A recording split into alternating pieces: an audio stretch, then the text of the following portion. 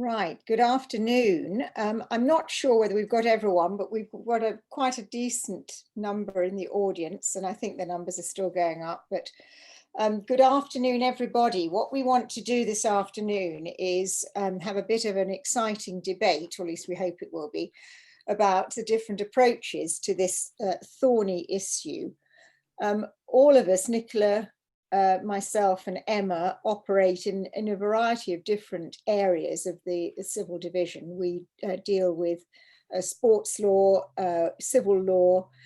Nicola deals with court of protection law, but we all touch court of protection within our practices. And one of the things that is so interesting is that this topic crosses all of those arenas, and indeed the decisions within each arena informs decisions in the others. So it's time for us to look at it as a more cohesive and broad church, rather than simply thinking of sticking to our lanes. We have got the session being recorded this afternoon, and we will remind you at the end, but I'll tell you now that you will be able to access the slides after the talk has finished. So don't worry about trying to scribble things down, and particularly don't worry if we go over some slides quite quickly, because we've got rather a lot of content and we don't want to just sit here and give you the content. We want to be able to have a discussion as much as anything else. You'll see on your screens, I'm sure you're all very familiar with this by now, with using webinars via Zoom, that there's a question and answer icon. So much as we can, we will keep our eye on that. And if there are questions that we can answer during the discussion, we will. Otherwise, we'll try to have a little bit of time at the end. And if we don't succeed on either of those two, we will answer your questions after the event is closed, and it will be dealt with separately. So I just want to start off by just telling you that what we're going to deal with this afternoon, as I think I've just mentioned, is really looking at a number of recent cases, all of them to some extent overlapping. Now, obviously, we could go on, the numbers of cases could have been in the hundreds. So each of us have chosen some significant cases that are relatively recent in order to keep you up to date. But broadly, criminal, civil, and court of protection are the arenas that we're going to be considering with regard to the definitions of consent, the defences, and the way in which the courts approach the issue of consent and what that means for each of the different areas. So I'm going to hand over to Emma now, who is going to start off by taking us through a journey through the criminal background. Thanks, Susan. Whether or not you're in the criminal or the civil spheres, we often start by looking at the criminal statutory definition of consent. So section 74 of the Sexual Offences Act 2003 states, a person consents if he agrees by choice and has the freedom and capacity to make that choice. Interestingly, under the Sexual Offences Act, there are some rebuttable presumptions.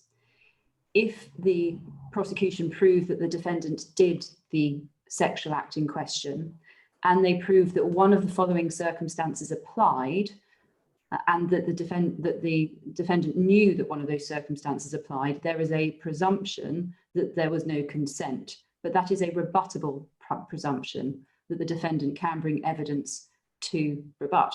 Those presumptions are, those circumstances are that there was a fear of use of violence or an actual use of violence against the victim, or the threat of use of violence against another, unlawful detention, that the victim was asleep or unconscious, or unable to communicate their consent due to a disability, or, for example, they've been drugged. So those are things that can lead to rebuttable presumptions under the criminal law. You then also have some conclusive presumptions. And here they have to prove, again, that the defendant did the act in question, and then prove that either the defendant intentionally deceived the victim about the nature or purpose of that act. For example, those of you who are aware of Larry Nassar, the gymnastics physio doctor over in the States, he pretended that he was doing medical treatments on the girls when in fact he was sexually abusing them. So that is something which over here would fall under that section in section 76. The other conclusive presumption is where the defendant has intentionally induced the victim to consent by impersonating a person who the victim knows. So if either of those arise, then there's a conclusive presumption that there was in fact no consent. And here, in the case of Tabassum, there was a doctor who was performing breast examinations for no medical reason. And so much like Larry Nassar, he falls under that conclusive presumption category. When we look at the Sexual Offences Act provisions that deal with abuse of trust, there is a rebuttable presumption here that if somebody in a position of trust has abused somebody who was in their care, essentially, there's a rebuttable presumption that they did not reasonably believe that that person was over 18. And there's also a rebuttable presumption that they knew that they were in a position of trust in relation to the alleged victim. Yes, and in relation to that, Emma, it's that particularly those of the audience doing sports law will know that this definition of position of trust doesn't cover sports coaches, which is a real problem in the area. And the government committed or said that they were going to amend the legislation to deal with this gap, but it hasn't yet been done. So whilst teachers and other professionals caring for children, whether it's in local authority accommodation or hospitals, private and public hospitals, are covered by this, sports coaches aren't. So it's a real problem. And obviously that arises a lot in the safeguarding context. Yeah, except that, of course, that's where the civil law always gallops to the rescue, because yes, in the civil arena, again, interestingly, within the sports arena, if you think of a lot of scouts for various football clubs and so on and so forth, a lot of those are volunteers. A lot of people who work in swimming clubs as coaches are volunteers. So the civil arena, we'll look at it later, looks at the position of power and trust with regard to identifying whether consent was genuine. So yes, that's an interesting issue. When we look in detail at consent in respect of certain offences, consent has to be shown, or lack of consent is a required element of those offences. So rape, sexual assault have to show lack of consent of the victim. But certain crimes don't require lack of consent. In fact, some of them don't even consider consent. Where you're dealing with sexual offences against a child under 13, we have statutory rape. It's whether or not they consented simply does not come into the equation. And there's a policy reason behind that, which we'll come back to later. Similar situation arises when you're looking at children under 18 having sexual relations with the person in the position of trust. Whether or not the child in fact consented just does not come into that equation when you're looking at the offences under the Sexual Offences Act. When we're dealing with children, the child may in fact have consented. If that's the case and they're over 13, it wouldn't be rape because you've got to have that lack of consent. However, you've got separate sections of the Sexual Offences Act which deal specifically with sexual activity with a child, and it doesn't matter there whether or not they consented because it's not an element that is required to be shown in order to prove the offence. If they're under 13, we have the strict liability. I think there's some misinformation in the general population about whether or not somebody under 16 can in fact or in law consent. It is a crime for them to have sex, but they are capable of giving consent, and that can apply even if they're under 13. It's simply that in terms of the criminal law, they don't even consider whether or not consent was in fact given. It is a crime regardless. And if they're under 13, the defendant doesn't have the defence of reasonable mistake as to the complainant's age. You may be familiar with a case a few years ago in Scotland. A chap called Daniel Seslak was 4 a.m. in a taxi queue in Edinburgh, and he met a young lady. They then went back to a house party and had sex. And it turns out that despite him thinking she was 16, despite the taxi driver who drove them somewhere thinking she looked about 20, despite the police having been on the lookout for underage people out late at night, they spoke to her and they didn't have any concerns. Turns out she was 12. And he was therefore guilty and pleaded guilty to statutory rape. And interestingly, the judge found that the girl, the 12-year-old girl, consented in fact to the sex, and the chap was given, somewhat controversially, an absolute discharge. One thing that is interesting to note is when you're looking at whether or not children under the age of 13 can in fact consent, the government's explanatory note to the rape of the child provision in Section 5 of the Sexual Offences Act says Section 5 makes it an offence for a person intentionally to penetrate a child under the age of 13, whether or not the child consented to this act is irrelevant, which suggests that they accept that in some circumstances the child may in fact have consented.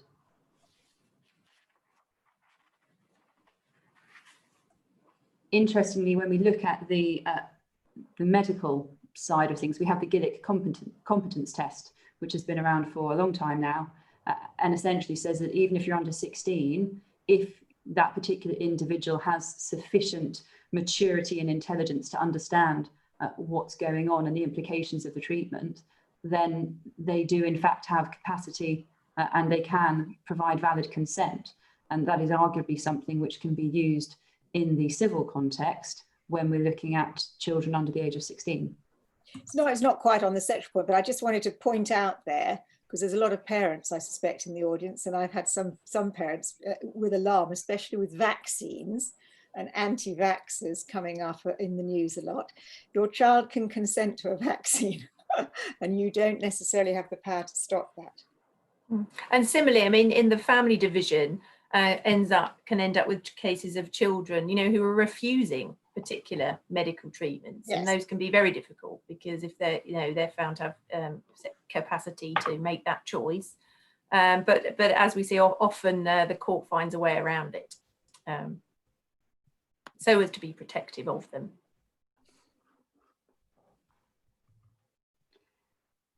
I've got a few slides here that deal with, in the criminal context, what lies or misrepresentations do and do not vitiate consent. I'm not going to go through those in any particular agreement, but you can go back and have in any particular detail, but you can go back and have a look at them if you wish to. I will, however, pause here on the case of C&R or R&C, depending on the citation. It's an interesting case where a chap had been sexually abusing his stepdaughter from the age of 5, and this has gone on for 20 odd years. The jury found that he had in fact been molesting her when she was a child, and there was then the question of whether or not she consented to the sexual activity that had taken place once she was over 16. And there were various photos, videos, text messages which suggested that she was very much a willing participant. And interestingly, in this case, they didn't argue that she had been groomed as a child such that she did agree and she gave consent when she was over 16, but it wasn't genuine consent because it had been so warped by grooming. They didn't put their case on that basis. They said that she, in fact, did not consent over this age of 16. She did not want to do it, but she was so scared, based on the history of this relationship from when she was 5, that she consented, that she didn't consent. She agreed to the acts, but was not actually consenting. She was submitting out of fear. I'll briefly mention here the case of Oluj-Boja 1982 case. This was a remarkable case by modern standards, where the defence argued that because a young lady who'd been subjected to a very harrowing ordeal for the previous few hours, because she removed her own trousers, this was in and of itself an open invitation to sex. The judge pointed out that that can't possibly be right. It must be dependent on what the circumstances are. And he found that there was very much a difference between consent and submission. And that is a key distinction when we're looking at consent that has been applied in various cases throughout the years since. One issue that's coming up more and more, I think, as modern awareness grows of how sexual misconduct involving children in particular comes around, is the issue of grooming. And it's very difficult to know exactly what grooming is. There are some interesting comments in the 2011 Court of Appeal case of Aaron Robinson, which says even if grooming has taken place, that doesn't mean that there was no valid consent. You've still got to show the causative link that the grooming has taken away that individual's ability to consent. There may have been grooming activity which hasn't actually undermined the individual's ability to consent. But of course, there will be plenty of cases where it in fact has. And this is, I think, an area when we are considering the civil arena. This is really a bit of a red flag area, because it is very hard to find a proper definition of what is grooming. And obviously it's all fact specific, but you tend to find that there are some judges who will simply attach the word or the phrase grooming, and there will be no real way of defeating that decision on their part. They'll just say that the behaviour was grooming. Whereas there are other judges who are more scrupulous and who examine the stepwise increments in the behaviour and are more helpful. But grooming can be used as a bit of a flippant phrase, I find, in the civil arena, and can just be a way that a court can override any evidence that there is of consent. So that it was used, for example, in the case of FZO, which I'm coming to, the judge found that there was grooming, but when you actually look at her judgment, she doesn't really define it. Whereas when we come to the case of Exie, which I'll describe to you a little bit later, even though Mr. Justice Griffiths didn't have to, he very helpfully goes through all the elements of consent and deals with how, in effect, what happened there couldn't amount to grooming. So two important areas that to consider when you're looking at that consent in the civil case in the context of the allegation of grooming.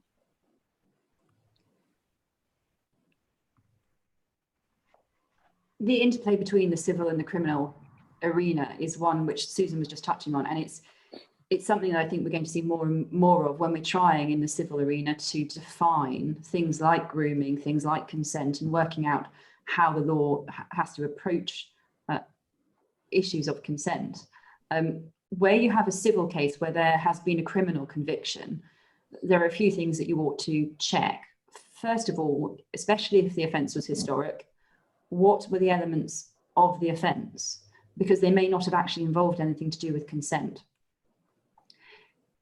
It's also interesting to look at presumptions, because if there was a presumption of lack of consent because of one of the reasons under section 75 or 76, what does that mean in terms of the application over to the civil courts? We have different burdens of proof, and it is for the claimant to prove their case over in the civil side.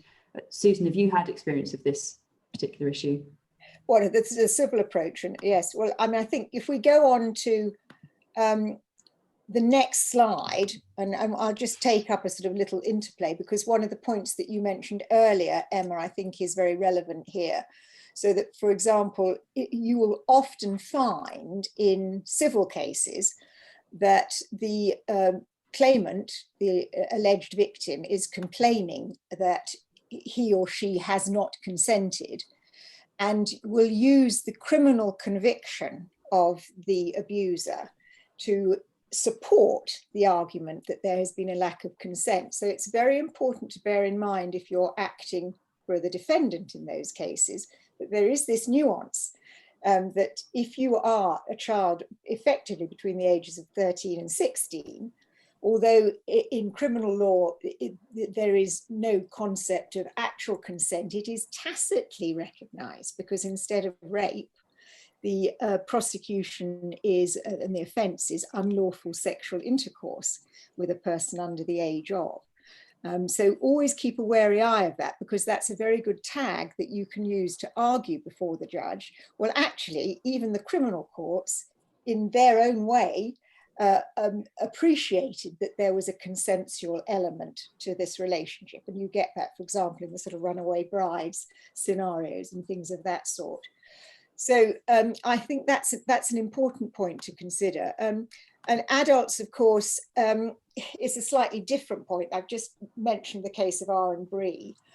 That the impairment there can come through various routes, such as alcohol or capacity to consent. I don't think I have come across, apart from impaired intellectual, yes, I think only within Nicola's sort of arena, Nicola's sort of impaired intellectual capacity, but for the main part, when in the civil arena, when we're looking at sexual abuse cases, there it's underage sex that we're dealing with, not adults. The evidential burden, we were talking about this earlier, but I find it really very interesting. So within the civil arena, you just have to accept, if you're acting for a defendant, the evidential burden is on you to establish lack of consent, to establish consent. So there is a presumption. If, because the complainant is the claimant who has brought an action, it is saying, I did not consent. You don't have a trial as to whether that was, as the starting point, whether you have an argument as to whether she did not consent. You actually move immediately to the burden of proof being on the defendant to establish that she did consent. So it's quite a difficult one, and to some extent, I suppose, it's understandable in the way that the courts are leaning now, because there is a greater tendency to be sympathetic now, thank goodness, to victims. There have been cases in the past that we're all aware of where some very unreasonable statements have made about claimants who are, as it were, I think even one phrase, do you remember the phrase, she was asking for it, or phrases that are very offensive in that way. So we now know, if we go on to the next slide, that in this civil arena, we have to look at it from the point of view of you, the defendant, identifying that there was consent. Yeah. So that requires the retrospective scope, as I've pointed out, and it's the good old-fashioned method of standing in a court of law or online, more and more nowadays, which is much more difficult, and actually dissecting step by step and going into the minutiae of events that effectively, if you think about it, take place, if they're elements of consensual passion, it can take place in a moment. And it's a very important factor to bear in mind, that regret does not vitiate consent. So there are many situations where, if you tease it apart, you can see someone may have done something that they later come to feel ashamed and regret. I mean, we've all had those moments, not in this context, but we probably said something with a bit too much alcohol on board, and the next day wish that the ground could open up and swallow us. And those sorts of, the court recognizes that sort of situation. So it's not just that if you come along later and you regret, the court won't just accept that there was not consent because of that. So the retrospective scope has its benefits. Obviously, when we're talking about these types of situations, there are huge limitations, because there's no one there witnessing. It's a he said, she said approach, isn't it? So if you have any extrinsic evidence, that's always extremely helpful. And if on the next slide, I just wanted to remind, I'm sure most of the people who are listening this afternoon are very experienced, but it's just worth just skimming over this slide just to remind you that we're now in the arena where claims for sexual abuse are claims for personal injury. So you have the original 3 years, or the initial 3 years limitation period, which can be extended under Section 33. And that is why you're tending to see so many cases of historic sexual abuse within the civil arena, because you're looking at a number of issues then, limitation. And of course, within the arena of limitation, when you're thinking about cogency of the evidence, that's the next slide, Emma, you're going to be considering cogency of the evidence in relation to consent, because that will be one of the major defences to an allegation of sexual abuse, unless it's admitted the sexual abuse took place, and therefore you're arguing different issues such as no vicarious liability or limitation on its own. But we're this afternoon thinking about consent and the way that it's approached. I think the next slide we can skip over civil claims by children, because we've really covered that. Let's come then to the case of FZO. Now, I've only really isolated for this afternoon the two cases, as I said. This case is important because it was a Court of Appeal decision handed down this year. And it deals with a teacher and pupil situation. So to start with, you start from a position where you have a person who is in a position of authority or power in a close connected relationship with the pupil. And that always starts the case off against, as it were, in favour of the victim and against the abuser, because as soon as there is this position of power, one thinks of priests, teachers, and as I said earlier, people who are perhaps held in awe. So football coaches, various sporting coaches, think people of that sort. The court accepts that that is the starting point for being able to exert undue influence on the victim, and hence to create a situation where there may be the appearance of consent, but it is not consent as validly accepted by the court. So FZO was a historic sexual abuse case. The events started in the 1980s, and there was an admission that there was abuse whilst the pupil was attending the school. But what then happened was that the pupil left school, and after having left school, he, some years later, rekindled and continued contact and started a relationship again with the teacher. And this went on up until 2011, when he alleged that he started his proceedings. So the case on behalf of the defendant was that there was consent, valid consent, during that period after the time that the pupil had left the school, had become an adult and knew what he was doing. So we hark back to Emma's case of RVC, and we see, and in fact, FZO, the Court of Appeal, approved that case. They considered it when looking at consent. And what happened in FZO, in the next slide, is that the court considered Section 74, the starting point, and then it went on to ask what was agreement and what was freedom. And it went and looked at these two criminal cases. So it is, again, quite interesting that the criminal cases do inform the civil arena in the decision making. And what happened in FZO was, if we go on to the next slide, that it was the fact that historically the abuse had started during that time and that period where there was an abuse of the position of power, whilst the pupil was not in a position to give valid consent, as the court found. And therefore, they found, and in this case they used the word groomed, it was the first instance judge who identified grooming, but the court simply accepted it, the Court of Appeal, and therefore there was a vitiation of that consent. But the most important thing was that that then carried on, so that even after the pupil had grown up, left the school, travelled the world, he still was held not to be able to give valid consent when rekindling the relationship with the school teacher.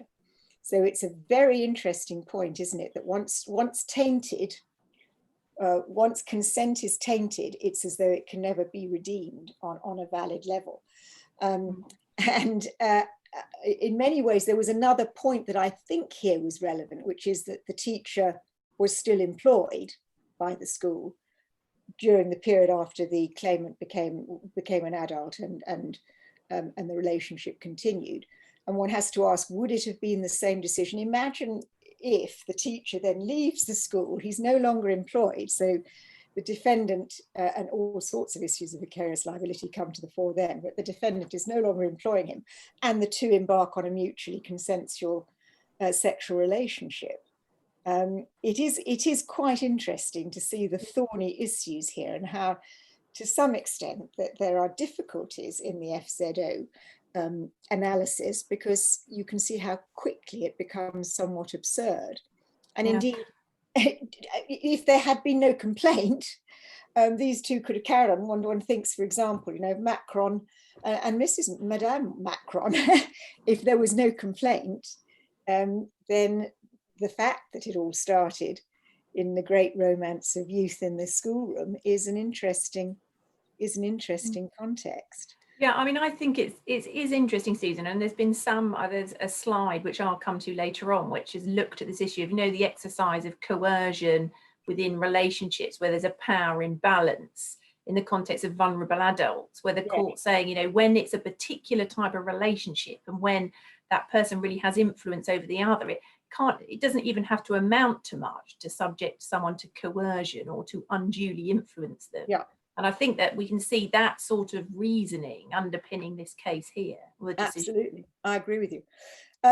Anyhow, the FZO, as I said, we're going through these cases very, very skimming them to some extent, and you can look at them yourselves, I hope, because they are really instructive and very important for those of you who are working in the arena of sexual abuse within the civil cases.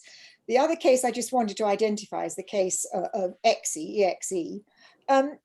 This case it's been sort of reported in the sense that it has been put onto Lawtel, but with absolutely no commentary, and nor has I think Westlaw or any of the other commentators taken up and looked at this case. So it's one that you may very excusably, it will have passed you by. It's called EXE and the Governors of the Royal Naval School.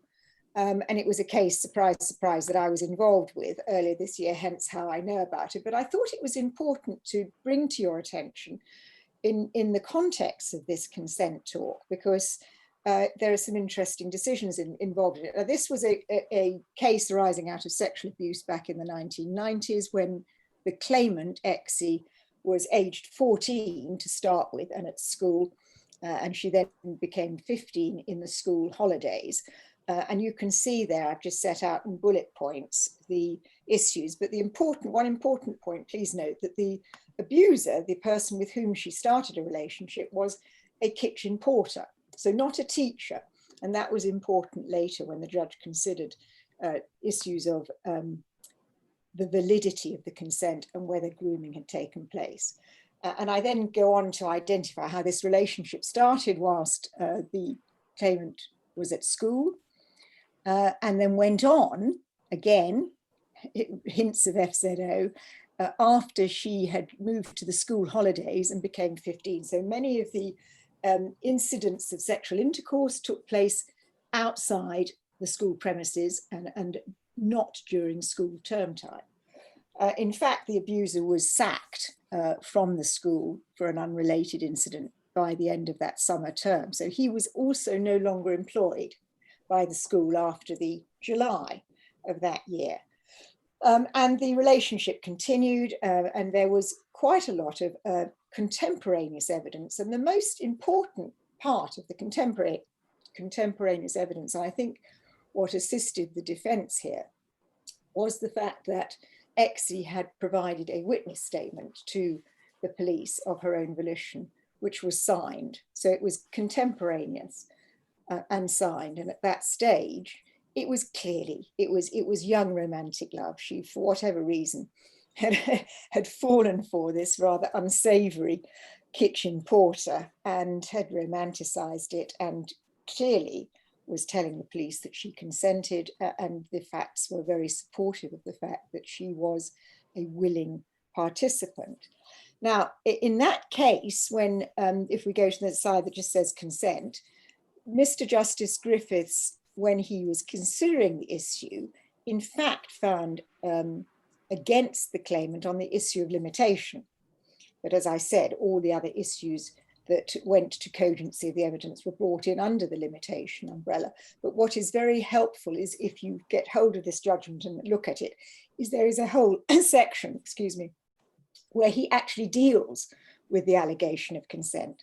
He doesn't have to do that. So in my view, it was a very brave act of a judge in the 2020s to do so, and perhaps an even braver act for him to go through all the facts in specific detail and conclude that the claimant had made a choice and she had the freedom and capacity to make that choice. And I have set out at the next 2 slides, I don't need you to read those now, but they're quite a good little summary for you to take away and read later when this is put up on the website, because it's quite clear that the judge is persuaded that there was no evidence of grooming. In fact, it's quite difficult to see how there could have been grooming in this case, because the first encounter with the kitchen porter was when the claimant and her friend were sitting on some back stairs, which the judge found were out of bounds. And all that was happening was the porter was going by and saying hello. And effectively, you know, are you having another mothers' meeting and things of that sort. So it is an important judgment, because we've got a judge who took the time to really look at the facts and concluded, having looked at those, that there was not a course of grooming. The kitchen porter was not in a position of power. And indeed, the evidence showed that there was, as I said, there was this freedom and capacity to make the choices that the claimant had made. Notwithstanding which, just bear in mind that the judge was not being callous. I mean, he was a very sympathetic and very careful judge. And he says in the next slide that starts, I find that all the acts were consensual.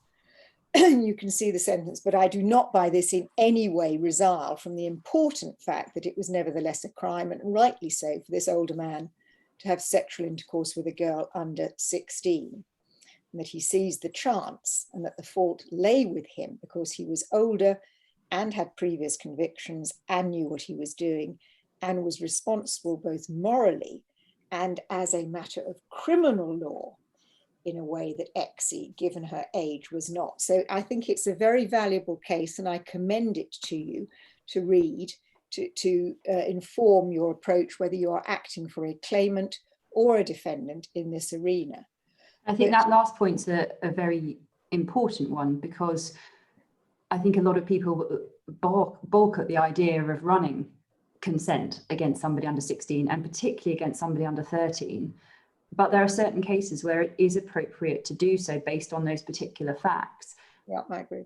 But they've still been punished in criminal law. There's still been a crime, and that is the arena that is the appropriate one for that sort of punishment. It doesn't mean it automatically translates over into the civil sphere. Yeah, yeah.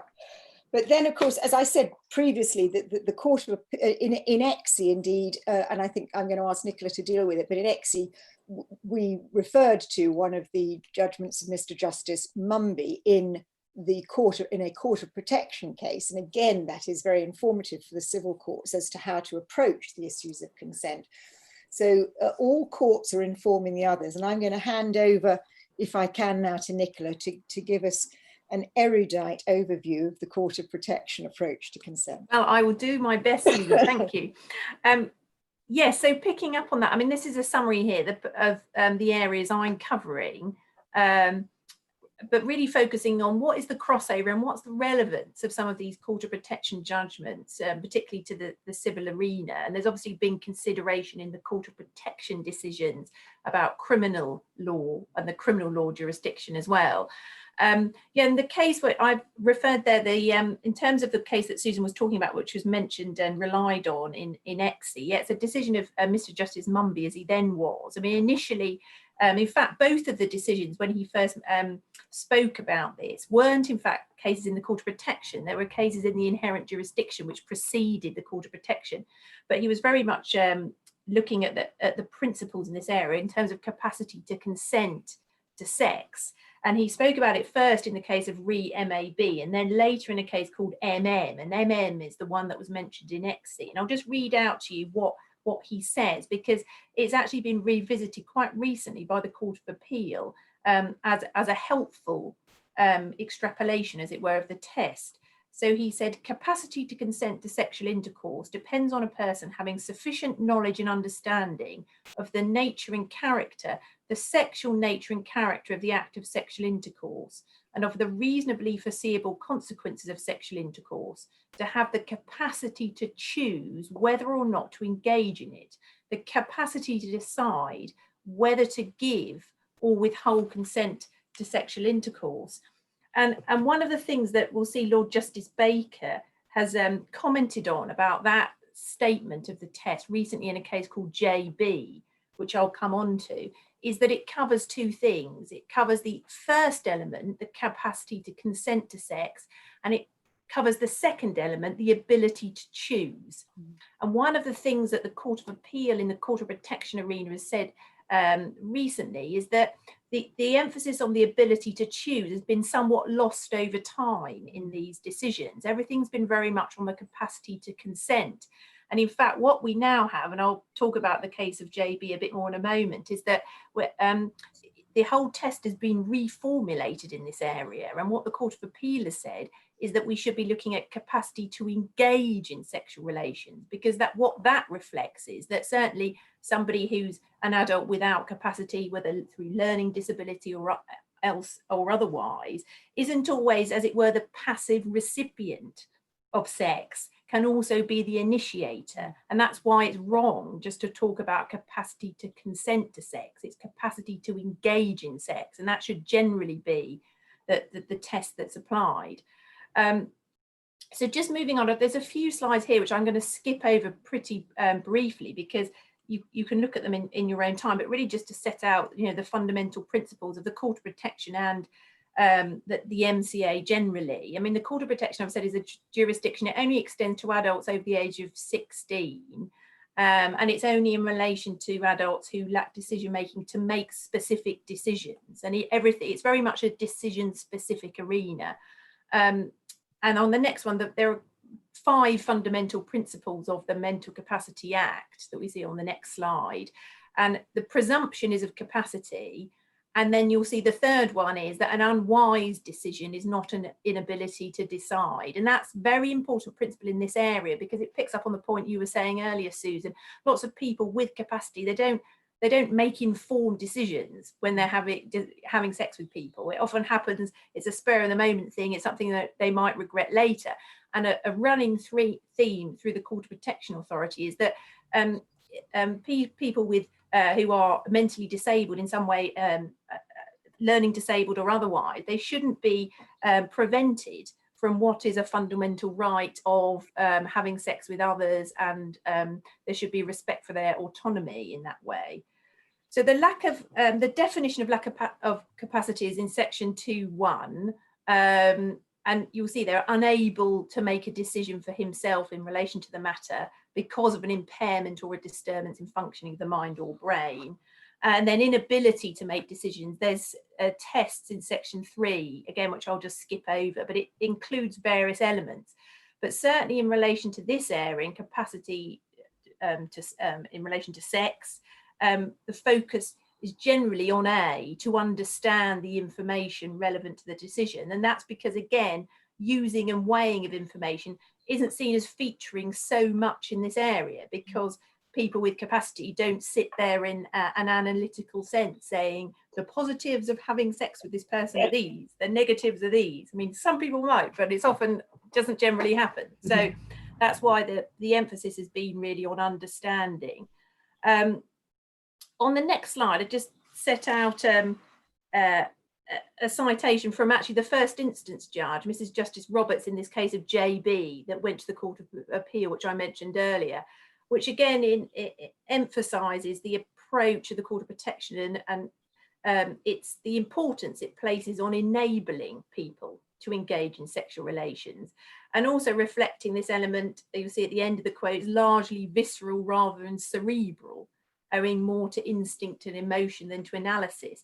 And that thinking has very much led the Court of Protection to set a very low bar to the test of capacity in relation to sex. JB, Nicola, that just get me, is that the case involving the young man?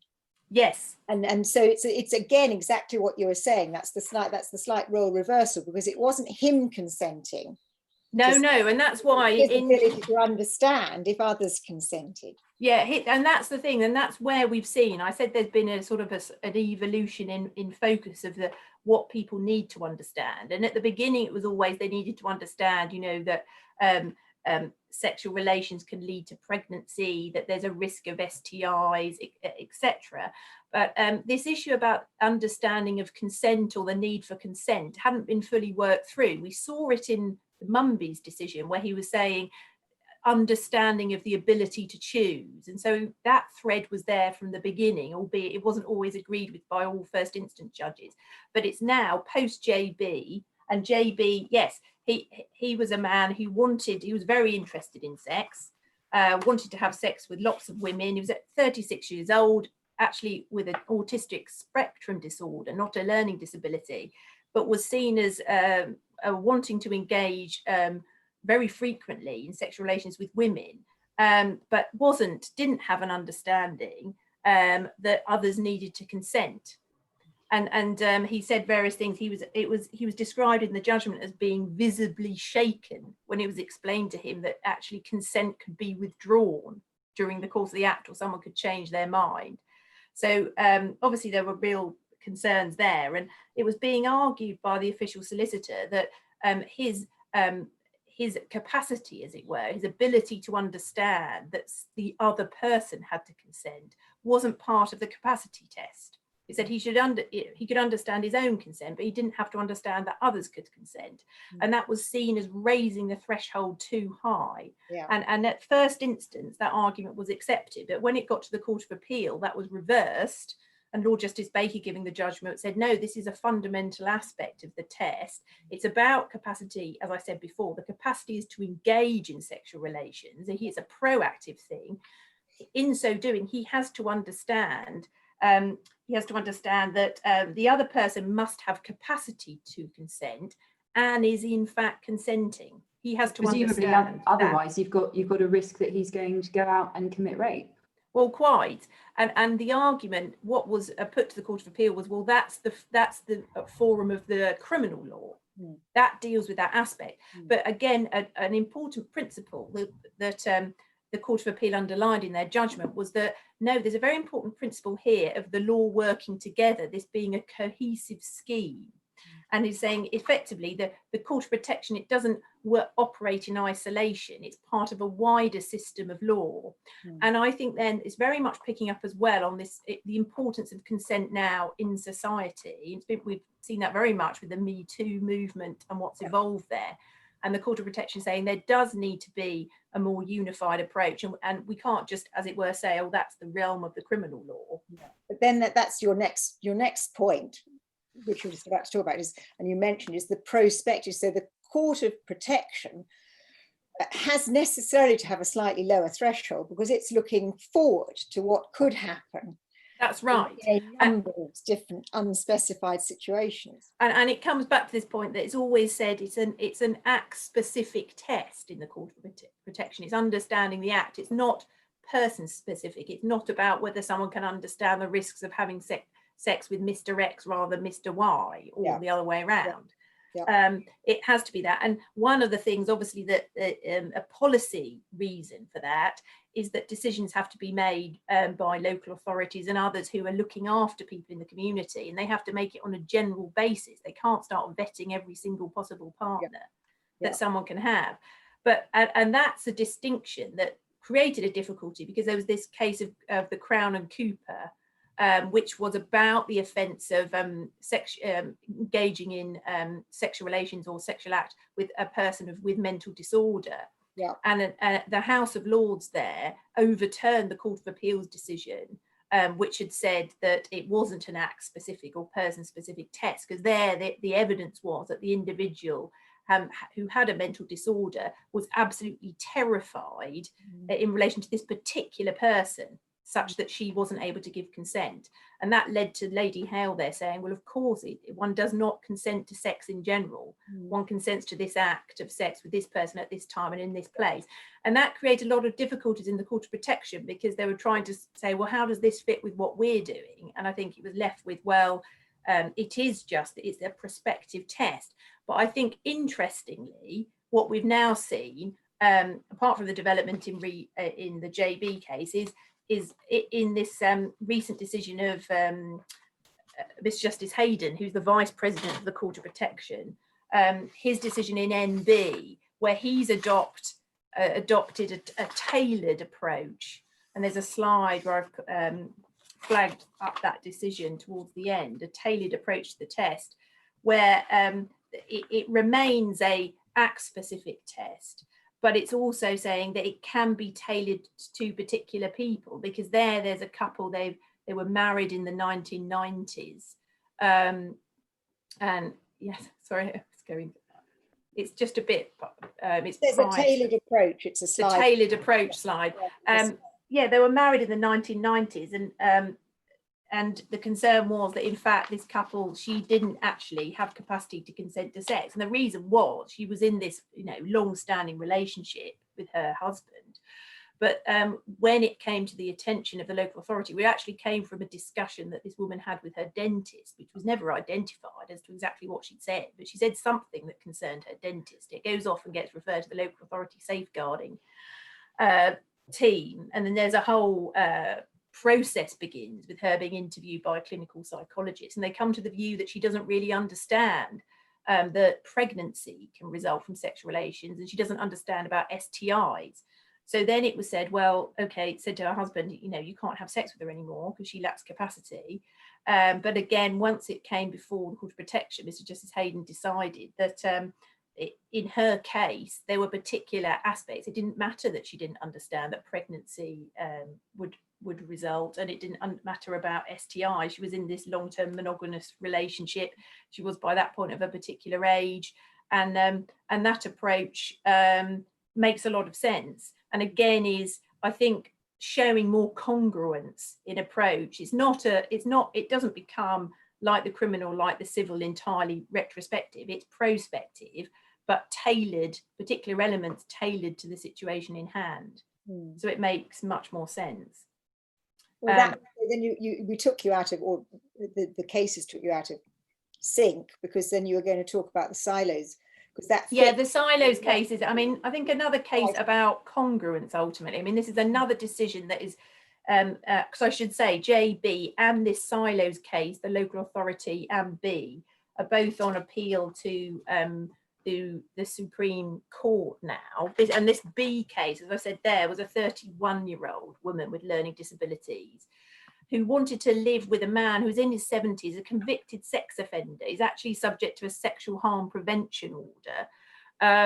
The judge decided, I mean, Miss B was someone who was very much at risk. She was very active on social media. She would send pictures of herself, as it were, in compromising positions to strangers. So there were real concerns about her safety and well-being, particularly because she wanted to have a child with Mr. C.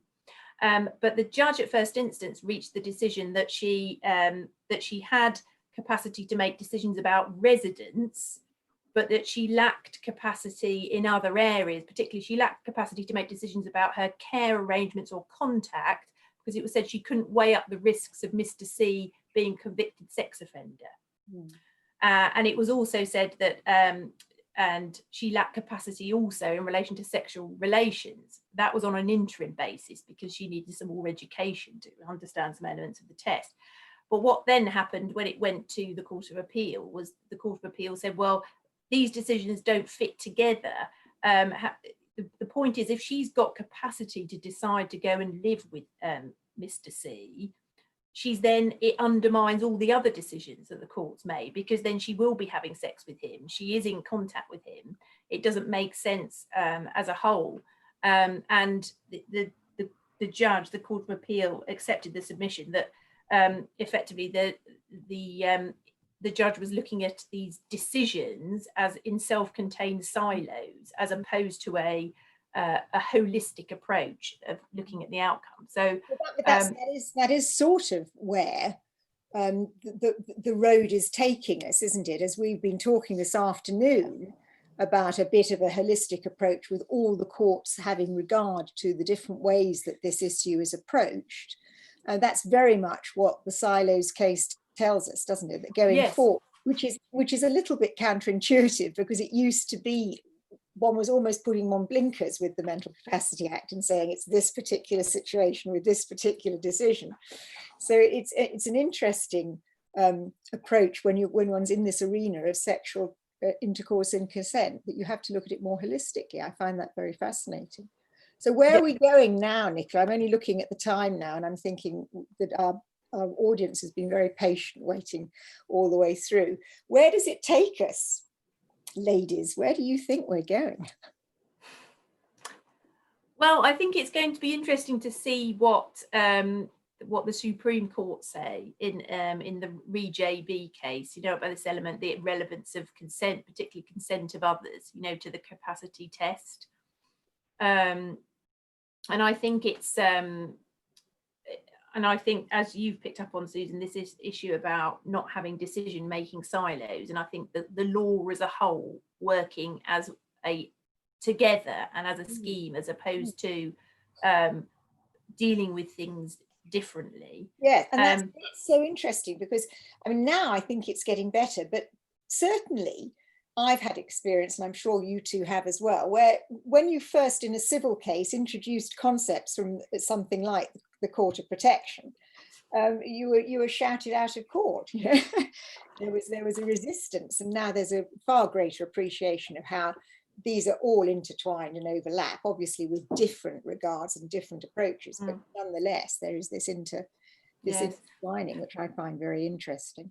It's been interesting hearing about the Court of Protection's prospective view on things, because from the civil point of view, you think, well, that doesn't really apply to us. That's not how we look at things. We always look retrospectively. But I don't think that's actually true, is it? Because if you are in any kind of education or sporting position, and you've got to do risk assessments to identify potential risks, you're actually taking a more Court of Protection approach. And if you fail to do it, you're going to be held retrospectively negligent in the civil courts for not taking the prospective approach in assessing the risk in the first place. Well, absolutely. And it obviously feeds into issues like the standard of care, doesn't it? And how the civil courts are going to approach standard of care with developments that are happening in safeguarding and risk assessment, etc., which is all about looking forward. Well, I think it's a whole other talk, which maybe we can persuade others to join in on. But we are now seeing a terrifying burgeoning in cases of this in the sporting arena, of sports activities, coaches, as we said at the beginning, and sexual abuse. So happening now. We all know what's been happening within the world of gymnastics, and now in the world of swimming, and so on and so forth. And I don't think there's going to be any end to it. So it's definitely, in my view, an area that is certainly not disappearing. It is growing, and one to watch. And I'm really grateful, you two, for having this discussion this afternoon. There's more to discuss, there's more to talk. I'm looking at the questions and answers, and I think we had one that was answered earlier. But if you do have any questions, anyone in the audience, please just send them through, and we will always do our best to try to answer them. That's all we can say. I think we'll wind it up now and you can all go and have your cups of tea. We're very grateful to you for sitting here and listening to us this afternoon, and we'll say goodbye. Thanks. Goodbye. Thank you.